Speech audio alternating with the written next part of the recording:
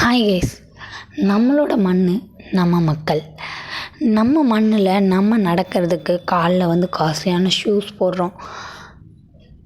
போடுறாங்க. சில பேர் வந்து கிராமத்துலலாம் வெறுங்காலில் நடப்பாங்க. என்னப்பா இவன் இவ்வளோ சம்பாதிக்கிறான், ஒரு காலில் ஒரு செருப்பு வாங்கி போட மாட்டானா, இவ்வளோ உழைக்கிறான் அப்படின்னு நினைப்போம். ஆனால் நிஜமாகவே அவங்க டாக்டர்கிட்ட போகக்கூடாதுன்றதுக்காக அவங்க ஒரு வைத்தியம் பண்ணுறாங்க.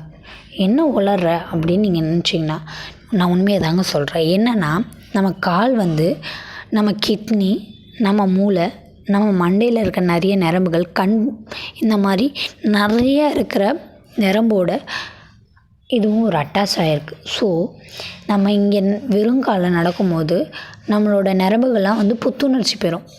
செகண்ட் என்னென்னா, ரத்த ஓட்டம் வந்து அதிகரிக்கும், இதய துடிப்பு வந்து சீராகும், நாள்பட்ட நோய்களை வந்து இது வந்து சரி பண்ணும்.